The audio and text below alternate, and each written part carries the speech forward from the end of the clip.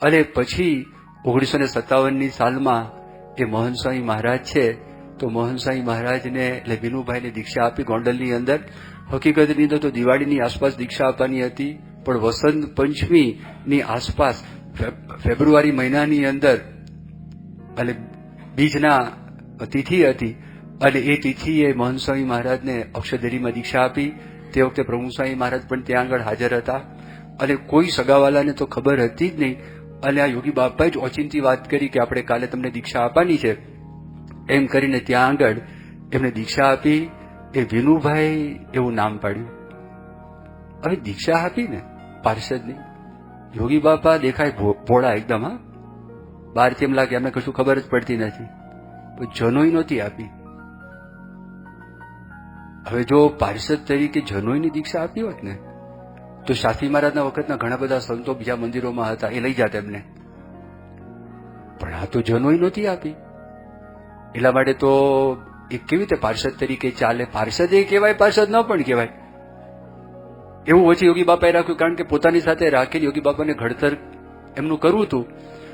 આ વિનુભાઈ વિનુ ભગત બન્યા, અને એ વિનુ ભગત એ યોગીજી મહારાજની અંદર એ પોતે જોડાઈ ગયા. એ જોડાયા, અને જે આજે સાધનાની આપણે વાત કરીએ છીએ ને, આધ્યાત્મિકતાની વાત કરીએ છીએ, કે આ પ્રગટ ભગવાનને સંત મળે, એની આપણને ઓળખાણ થાય, એમાં આપણે જેટલા જોડાઈએ એટલા આપણે આધ્યાત્મિક, અને ભગવાન સુધીનો માર્ગ છે આપણા હાથની અંદર આવે. તો જોડાણ એટલે શું? એ આજ્ઞા પ્રમાણે વર્ત્યા છે, એ મરજી પ્રમાણે વર્ત્યા છે. આ જોડાણ, એમાં નિર્દોષ ભાવ, દિવ્ય ભાવ રાખીને જોડાયા છે, અને એના સિવાય બીજો કોઈ વિચાર કર્યો જ નથી. યોગી બાપાની જીભ વડે તો મોહન સ્વામીનો દેહ વડે. એક પ્રસંગનું પોતે વર્ણન કર્યું. પરમ પૂજ્ય પ્રમુખ સ્વામી મહારાજ ધામમાં પધાર્યા, અને ત્યાર પછી બધા સંતો મોહન સ્વામી મહારાજ સાથે ગોષ્ઠી કરતા હતા, અને કેટલાક બધા સ્મૃતિના પ્રસંગો ચાલતા હતા. એમાં વિવેકસાગર સ્વામીએ મોહન સ્વામી મહારાજ અને પ્રમુખ સ્વામી મહારાજના, મોહન સ્વામી મહારાજના, યોગીજી મહારાજના કેટલાક પ્રસંગો કયા. અને પછી બધા સંતોએ આગ્રહ કર્યો મોહન સ્વામી મહારાજને, સ્વામી આપને પણ કોઈ સ્મૃતિ હોય તો પ્રસંગ કહો. એટલે મોહન સ્વામી મહારાજે વાત કરી કે 1956-57ની સાલ હશે, હું યુવકમાં હતો. યોગી બાપાએ મને ઉપવાસ આપેલો. ઉપવાસ એટલે કંઈ ખાવાનું નહીં, પાણી પણ નહીં, કોઈ લિક્વિડ નહીં, ફ્રૂટ નહીં, ફરાળ નહીં, કંઈ નહીં. બીજે દિવસે પારણા કરવાના હોય તો દર્શન કરીને પારણા કરવા. એટલા માટે યોગી બાપાના દર્શન કરવા માટે ગયા. ઉપવાસ આગલા દિવસે હતો. હવે જે માણસે નિર્જળા ઉપવાસ કર્યો હોય ને, જેમ ઉપવાસી નરને આવે અમૃતનું નોતરું, તે પળ એક ખમે નહીં, જાણે કઈ વાર તે હું પાન કરું. આપણે તો રાહ જોતા હોય, છૂટીએ, તીર નીકળે ને બાણમાંથી, ધનુષમાંથી, ક્યારે પારણા કરીએ. અને જ્યાં દર્શન કરવા માટે આવ્યા, યોગી બાપાએ કીધું કે આજે નિર્જળા ઉપવાસ કરશો? બીજો કે હા બાપા, કરી નાખ્યો ઉપવાસ. પાછા ત્રીજે દિવસે આશીર્વાદ લેવા માટે આવ્યા, દર્શન કરવા માટે આવ્યા. યોગી બાપા કે આજે ઉપવાસ કરશો નિર્જળા? હા સ્વામી. ત્રીજો, 5 સળંગ ઉપવાસ આપ્યા. અને છઠ્ઠે દિવસે યોગીજી મહારાજે જાતે શરબત બનાવ્યું, અને શરબત બનાવીને મોહનસિંહ મહારાજને પાયું, લીંબુનું પાણી પાયું. અને કોઈ બધા સંતોએ પૂછ્યું, સ્વામી આપને 5 ઉપવાસ આપ્યા, યોગી બાપા આટલું બધું? એ કે યોગી બાપાને પ્રેમ હોય ને હેત હોય તો જ આપે, એમને દયા હોય તો જ આપે. સળંગ 5 ઉપવાસ, કોઈ વિચાર નહીં, કોઈ શંકા નહીં, કંઈ કરતા કંઈ નહીં. એમણે કહ્યું છે માટે કરવાનું છે. જો નિર્દોષ ભાવ, દિવ્ય ભાવથી એમણે યોગી બાપાનું સેવન કરેલું છે. નિર્દોષ ભાવ, દિવ્ય ભાવથી જે વ્યક્તિ બુદ્ધિશાળી હોય, એક પળની અંદર માણસને ઓળખી જાય, એમને ખબર પડે કે એના મનની અંદર કયો વિચાર ચાલતો હશે. જ્યારે ભણતા હતા ત્યારે ગણિત પણ બહુ પાવરફુલ હતું, લોજિક પણ બહુ પાવરફુલ હતું. ભણવાના બધા વિષયોમાં તાર્કિક દ્રષ્ટિએ મુલવણી કરવા માટે ટેવાયેલા હોય. અને યોગીજી મહારાજ એમને એમ કહે કે જાઓ તમે ખેતરની અંદર કાંકરા વીણવા માટે જાઓ. તે કાંકરા વીણવા માટે યોગી બાપા મોકલતા, તે સાથે બધા આફ્રિકાથી સાધુ થવા માટે આવેલા એ લોકોને પણ ભેગા લઈ જાય. ગોંડલની અંદર પાછળ વાડી છે, તો કાઠિયાવાડની અંદર તો પથ્થર ને કાંકરા સિવાય કાંઈ જ ન હોય. વીણીને તમે નાખો ક્યાં? ગુજરાતની ભૂમિ ખોદો તો ગુજરાતની ભૂમિ એમાં એક પણ પાણો ના આવે. કાઠિયાવાડની જે ભૂમિ છે, કાઠિયાવાડની ભૂમિમાં તમે પથ્થર સિવાય કશું છે જ નહીં. ખોદો તો પથ્થર, ખોદો તો પથ્થર, પથ્થર પથ્થર પથ્થર ને કાંકરી. યોગી બાપા કે જાઓ કાંકરા વીણવા માટે જાઓ. તો શેના માટે? આને ને ધ્યાન સાથે શું લેવા દેવા? આને ને તપ સાથે શું લેવા દેવા? આને ને માળા છે, મંત્ર જાપ સાથે શું લેવા દેવા? આને ને કથા વાર્તા, શાસ્ત્ર વાંચન સાથે શું લેવા દેવા? કોઈ લેવા દેવા જ નથી. કાંકરા વીણવા માટે જાઓ. જોતા હતા એ જે ભાવ છે ને, મોટા પુરુષ કળે છે.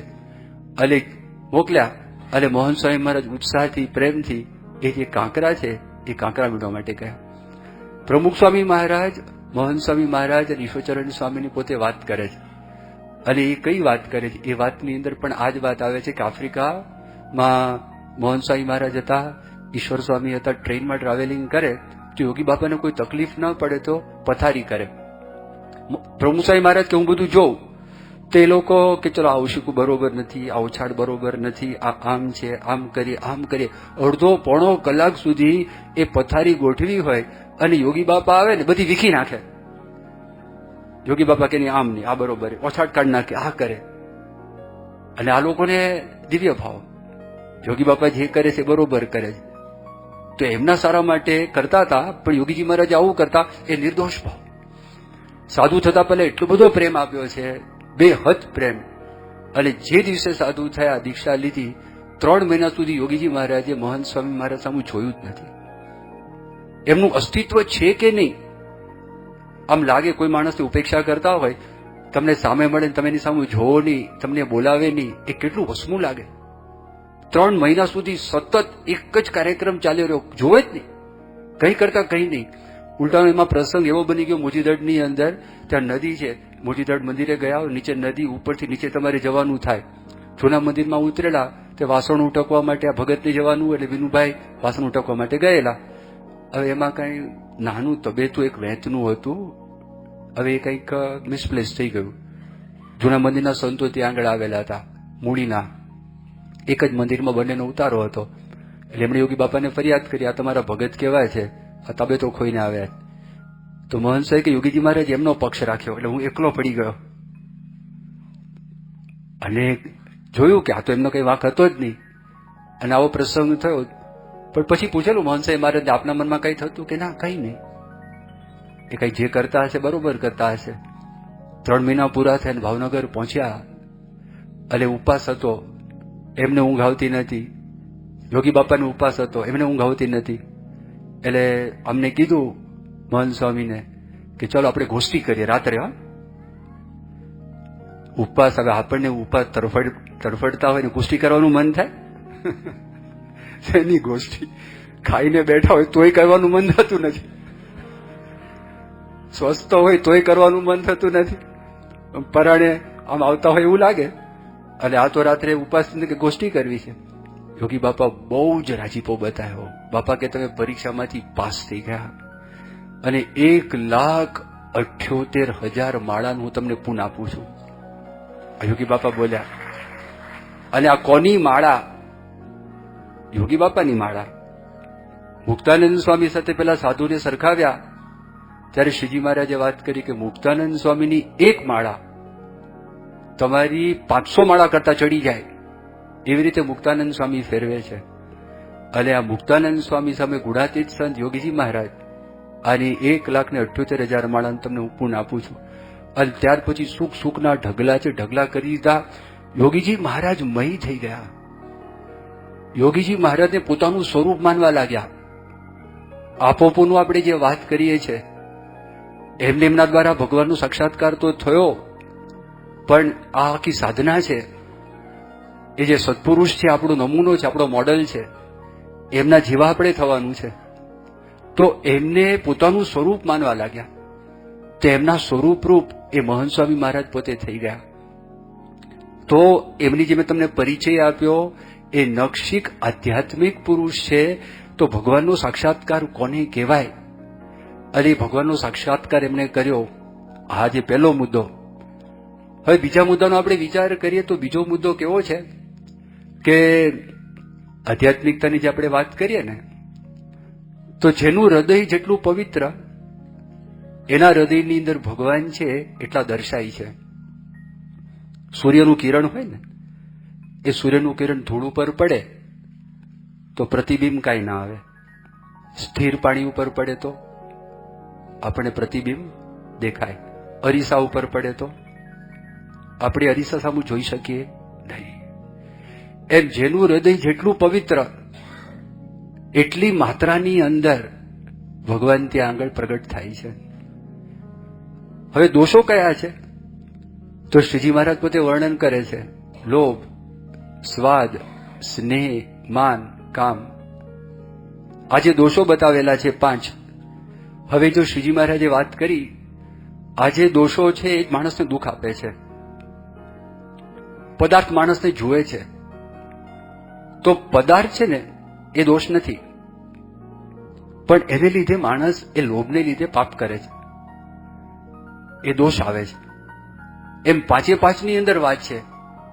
આપણે જે વર્ણન કરીએ છીએ, આજે માણસને આમાંથી તો સુખ ભોગવે છે. માણસ લગ્ન કરે છે સુખ માટે, પદાર્થ રાખે છે પણ સુખ માટે, એમાંથી સુખ તો આવે છે.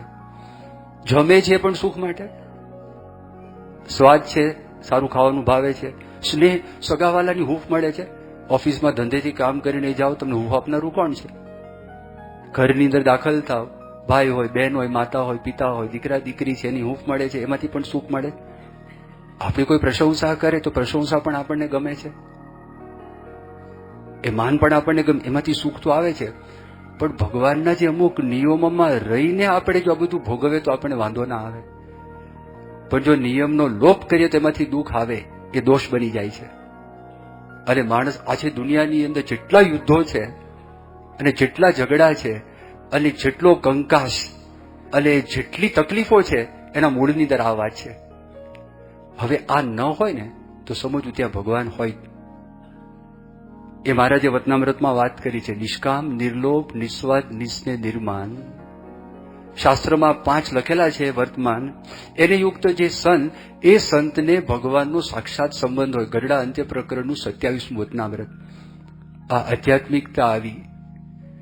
જેનું હૃદય જેટલું શુદ્ધ એટલો વધારે આધ્યાત્મિક, કારણ કે એટલા પ્રમાણમાં જ ભગવાન ત્યાં આગળ પ્રગટ થાય. મોહનસાઈ મહારાજનો વિચાર કરે. મોહનસાઈ મહારાજના જીવનની અંદર પંચવર્તમાન તમે જો, નિષ્કામી વર્તમાનની મેં તમને વાત કરી. 1956-57માં જયારે પ્રલોભન આવ્યું, યોગી બાપા કે તમને પરણાવવા, ત્યારે મોહનસાઈ મહારાજ ના પાડે છે. નિર્લોભી વર્તમાન, કોઈ દિવસ મોહનસાઈ મહારાજે પોતાનો પદાર્થ કરીને રાખ્યો નથી. વર્ષો સુધી બોચાસણની અંદર રહ્યા. ઘણા બધા હરિભક્તોએ બોચાસણમાં મોહનસાઈ મહારાજની રૂમ જોઈ. એક સુવા માટેનો ખાટલો, બેસવા માટેનો એક સોફા, એમનો એ બાથરૂમ. ચપ્પલ જુઓ તો ચપ્પલનો રંગ કાળો, સબડ્યુડ રંગ. ગાડીની વાત આવી, ગાડીની રંગ પણ સબડ્યુડ રંગ રાખવાની વાત આવી. એ કપડા જાડા પહેરતા, ડબલ પહેરતા. કપડામાં પણ તમે જો મોહનસાઈ મહારાજ એ જયારે પાટલી કરે તો પાટલીની અંદર શાસ્ત્રી મહારાજનો જે ફોટો છે ને, જૂના જમાનામાં ખોસી નાખે એમ પાટલી પોતે નાખી દે, તો એમાં પણ કોઈ તાલમેલ, કશી પ્રકારનો તાલમેલ નહીં. ક્યારે કોઈ હરિભક્ત પાસે એમને પદાર્થ પોતાના માટે માગેલો નથી.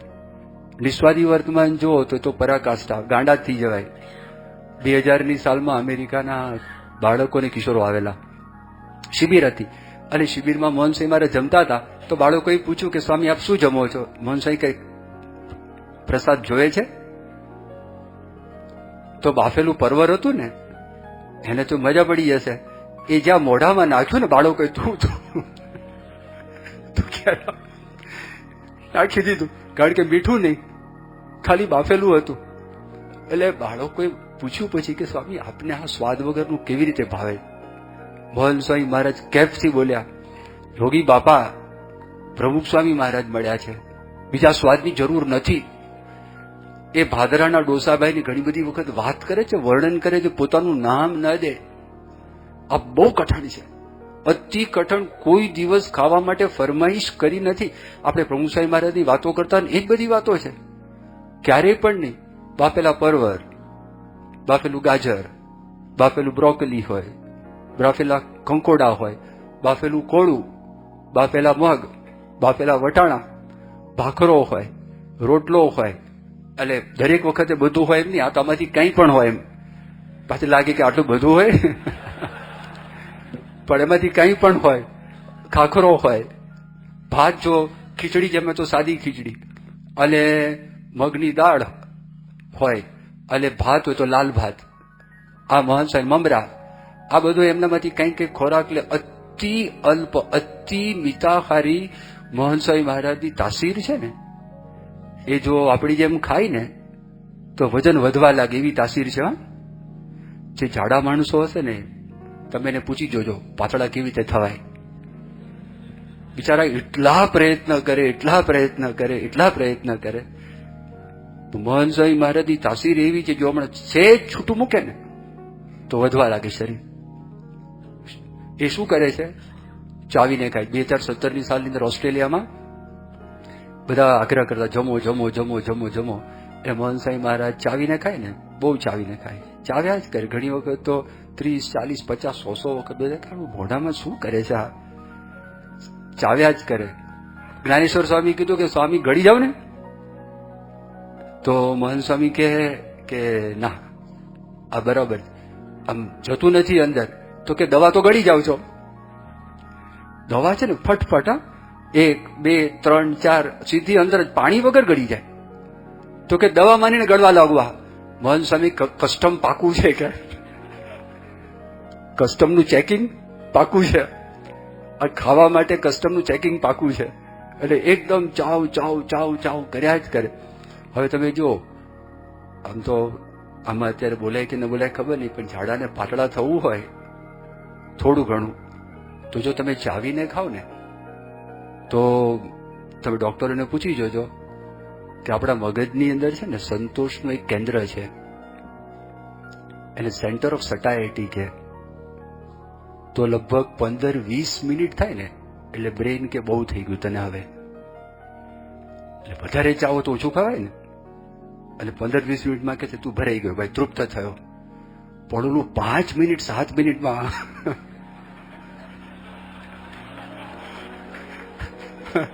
આખો ઢગલો કરી દે અને પછી થાય. આ તો મહંત સ્વામી મહારાજ જુઓ, પછી તમે કોઈની પાસે પરાણે કરાવો ને, આ સ્વાદ વસ્તુ એવી છે સારું કે માણસ બિચારા ગ્રહસ્થ કે કમાઈએ છે ખાવા માટે, ભાઈ તો શાંતિથી ખાવા તો દો, એવું એના મનની અંદર હોય. વજુભાઈ શેઠ એવું બોલતા, કમાય છે એના માટે તો ખાવા તો દો તમે. પણ હવે જો, તો મહંત સ્વામી મહારાજનું આ અંગ કશું સ્વાદ આવે નહીં.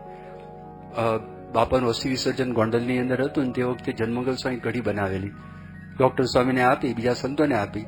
ડોક્ટર સ્વામી બહુ રાજી થયા, 80% આપી દીધા. મહંત સ્વામી બેઠા હતા કે મહંત સ્વામીને આપો, કેટલા ટકા આપે? મહંત સ્વામીને કઢી આપી.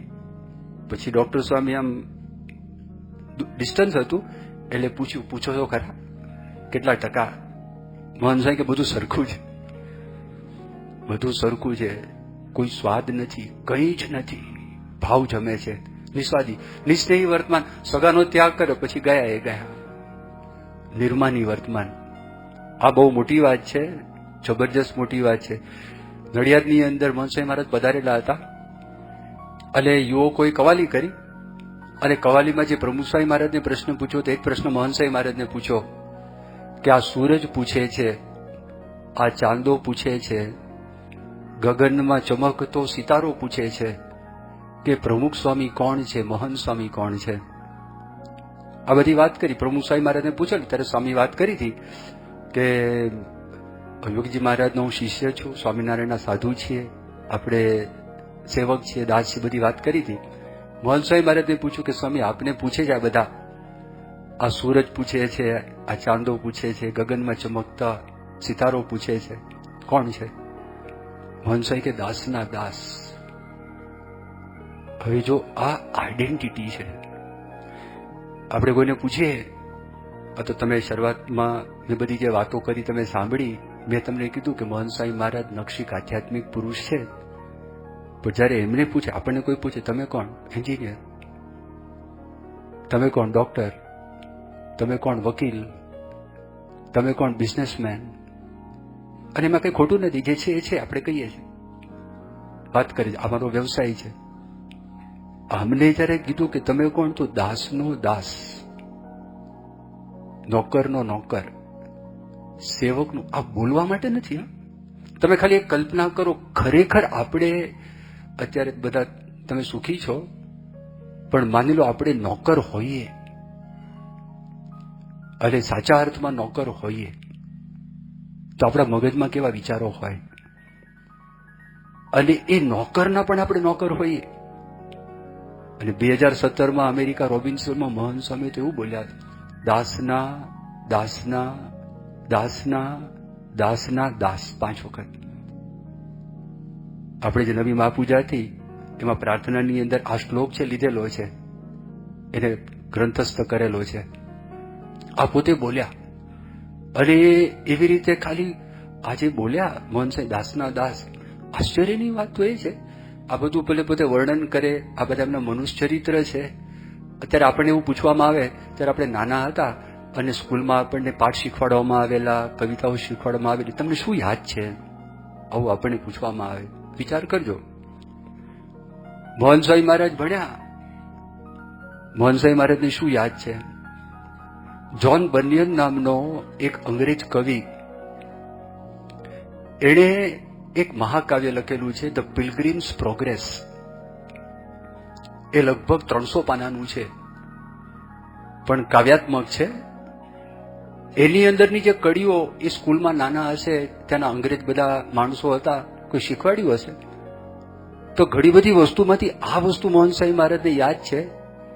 એમાં એવું લખે છે, he that is down needs fear no fall, he that is low no pride, he that is humble ever shall have God to be his guide. he that is down needs fear no fall, જે નીચે છે ને પડવાની કોઈ બીક નથી.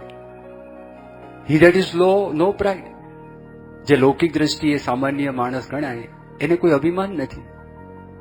અને he that is humble ever shall have God to be his guide, જે નમ્ર છે હંમેશા ભગવાન છે એના ભોમ્યા તરીકે વધશે, એના માર્ગદર્શક ભગવાન બની જશે. આ વાત એમણે કરી તો વર્ષો પછી પ્રેસિડેન્ટ ઓબામા એમને જયારે મળ્યા 2017ની સાલમાં, ઓબામાની પાસે આ 3 લાઈન પોતે બોલ્યા. અને ઓબામાને મળવાની જયારે વાત કરી કે તમને મળવાની ઈચ્છા તેનું કારણ શું, ત્યારે મોહન સાંઈ મહારાજે વાત કરી, તમે નિર્માની છો એટલે મળવાની ઈચ્છા થઈ. અને ઓબામા માટે બધાને, એની સાથે કામ કરનારા માણસોને ખબર કે આ વ્યક્તિ નિર્માની છે, રાષ્ટ્રપતિ. તો મોહન સ્વામી મહારાજ એમને મળ્યા. તો જો નાના હતા તે વખતે પણ એમના અંતરની અંદર આ જ પ્રકારનો ભાવ હતો. બીજો તમે વિચાર કરો, 2017ની જ વાત કરું, રોબિન્સવિલની બાળકોએ મોહન સ્વામી મહારાજ પાસે પેલું કાંઈ આઈપેડ આવે ને એ ધરી દીધું. અને કીધું કે હવે અમે એવું સાંભળ્યું છે કે તમે તો ચિત્રકાર પણ હતા, માટે કંઈ ચિત્ર બનાવો. કયું ચિત્ર બનાવ્યું? એક સાધુ, એનો પ્રોફાઇલ, મુંડન હતું અને એની આઉટલાઈન સાધુની. અને આપણે પંચાંગ પ્રણામ આરતી પછી કરીએ ને, તો એ વ્યક્તિ, એ સાધુ પંચાંગ પ્રણામ કરતા હોય અને પાછા હાથ લાંબા થઈને જોડેલા હોય. આ પ્રકારે મોહન સાંઈ ચિત્ર બનાવ્યું. જીવની અંદર પણ આ જ. એમણે કીધું, હું મહંત છું એવું ક્યારેય મને લાગ્યું જ નથી, હું ગુરુ છું એવું મને ક્યારે લાગ્યું જ નથી. એક જ વાત છે, ભગવાનના દાસ, સેવક, સંતોના દાસ, હરિભક્તોના દાસ, બધાના દાસ. એના સિવાય બીજી કોઈ વાત નહીં એમના અંતરની અંદર. તો ચિત્ર સ્વપ્નની અંદર પણ આ 2017નો જ પ્રસંગ છે રોબિન્સવિલનો. ત્યાં આગળ આપણે અભિષેક મંડપ નીલકંઠ વર્ણીને પધરાયા છે, પણ રોબિન્સવિલની અંદર બાળ ઘનશ્યામને પધરાયા છે. પછી એમને સ્વપ્ન આવ્યું અને આજે ખંડ હતો અને ખંડ દેખાયો. એમાં જે જગ્યાએ બાળ ઘનશ્યામ છે મૂકેલા, ત્યાં રીતસર ઘનશ્યામ મહારાજ દેખાયા. એટલે મોહન સ્વામી મહારાજ એમને પકડવા માટે દોડ્યા, સાથે ઈશ્વરચરણ સ્વામી હતા સ્વપ્નમાં. તો જેવા પકડવા માટે ગયા ને, ઘનશ્યામ મહારાજ ગુમ. તો એ ખંડમાં એક ખૂણામાં દેખાયા, તો ત્યાં દોડ્યા, તો ત્યાંથી ગુમ. તે દોડા દોડી ઘનશ્યામ મહારાજ આ લોકોને કરાવે, બંને જણને. તે સ્વપ્નમાં ભક્તિનંદન સ્વામી અને શ્રીજી સ્વરૂપ સ્વામી આવ્યા. એ લોકોએ આખો આ જે અભિષેક મંડપ બનાવ્યો એ આવ્યા સ્વપ્નમાં. અને એ લોકો હસે હસે હસે. તો મોહન સ્વામી મહારાજે કીધું, કેમ બધા હસો છો? એ કે ઘનશ્યામ મહારાજ હાથમાં નથી આવતા. પછી આ લોકોએ કીધું કે ચાવી તો તમારા હાથમાં છે. ભક્તિનંદન સ્વામી ને શ્રીજી સ્વરૂપ સ્વામી એવું બોલ્યા કે ચાવી તો તમારા હાથમાં જ. અને મોહન સ્વામી મહારાજ તરત જ હાથ જોડીને બોલ્યા, હું તમારો દાસ છું. ઘનશ્યામ મહારાજ ગોઠવાઈ ગયા અને એકદમ એમની પાસે ગયા. સ્વપ્નાની અંદર પણ જો આ જ ભાવ, જ્યાં જો અહીંયા આગળ પધારેલા હતા મહાત્મા મંદિરની અંદર પ્રમુખ સ્વામી મહારાજની શ્રદ્ધાંજલિ સભા હતી. મહંત સ્વામી મહારાજનું સ્વાસ્થ્ય સારું નહોતું અને વિદાય લેતા હતા. એટલે આ ઠાકોરજીની પાસે ત્યાં આગળ જે જગ્યા છે ત્યાં ઉભા હતા અને વિદાય આપવા માટે અમે ત્યાં ઉભા હતા. મહંત સ્વામી મહારાજ મને કહે કે ભગવાનનો ગુનેગાર હોવ ને એવું મને લાગે છે. કેમ? મહંત સ્વામી તબિયત સારી નથી, ડોક્ટરોએ ના પાડી તમારે દંડવત નહીં કરવાના. ભગવાનને દંડવત થયા નથી તો હું ભગવાનનો ગુનેગાર છું. એકદમ જો દાસભાવ ત્યાં આગળ. અને એ એમના અંતરની અંદર એવો જડાયેલો છે તો એ તો કરે જ છે, પગે લાગે છે, બધાને પગે લાગે છે. બધા સંતો આરતી પછી જ્યાં સુધી ગાદી પર મહંત સ્વામી મહારાજ આવ્યા નતા બધા સંતોનો ચરણ સ્પર્શ કરતા હતા. ચરણ સ્પર્શ વળીને એ બધા પાસે જાય. પૂજા પછી તમે જો બધા શબ્દો હરિભક્તોને પગે લાગે છે, એ તો લાગે છે. મુનિવત્સલ સ્વામી 2002ની સાલમાં ઇન્ડોનેશિયાની અંદર એક ટાપુમાં સભા કરીને આવ્યા. મહંત સ્વામી મહારાજે મુનિવત્સલ સ્વામીને દંડવત કર્યા. 2002ની સાલમાં. 1986ની સાલની અંદર ડોક્ટર હર્ષદને યુવકો અમેરિકામાં ડલાસમાં વાસણ ઉટકતા હતા અને મહંત સ્વામી મહારાજ દૂરથી એમને દંડવત કરતા હતા. આનંદ વિહારી સ્વામી યુવકમાં હતા. 1986ની સાલમાં એમને ઉપાસ કરેલો. રાત્રે 11 વાગે મહંત સ્વામી મહારાજ બોચાસણ આવ્યા અને બહુ ગરમી હતી અને પોતે સ્નાન કરીને બહાર આવ્યા. મહંત સ્વામી મહારાજના કપડાં ધોતા હતા. મહંત સ્વામી મહારાજ બાથરૂમને દંડવત કરતા હતા. પેલા બહાર આવીને કીધું, સ્વામી કોને દંડવત કરો? એ કે તમે મુંબઈ છોડીને આવ્યા, તમને આજે ઉપવાસ છે, છતાં પણ તમે આ સેવા કરો છો. અને યોગીજી મહારાજ યુવકોને જોઈને બહુ રાજી થતા, એટલે હું તમને દંડવત કરું છું. જો હવે આ બધા પ્રસંગો તો કોઈને ખબર જ નતા, પણ આવું બધું થયું. અપમાનના પ્રસંગો બનેલા છે. એ જયારે પાર્ષદમાં હતા, અડવાળ ગામમાં ગયા તો અડવાળની અંદર ત્યાં આગળ મહંત સ્વામી મહારાજ પત્ર લેખન કરતા હતા તો ભીત ઉપર પહેલેથી આવું ઓશિકું હતું. પણ અડવાળમાં બધા જ્ઞાની બહુ, અડવાળ કંથારિયા આખો જે વિસ્તાર છે ને બહુ જ્ઞાની. એટલે આમને જોઈને એમના જ પેલાની અંદર બોલ્યા, સદગુરુનો બેટો થઈ ગયો છે. અત્યારથી યાર આવ્યું છે, કારણ કે જમાનામાં સદગુરુ હોય તો ગાડી તક્યો હોય, બાકી આ પાછળ તક્યો ના હોય.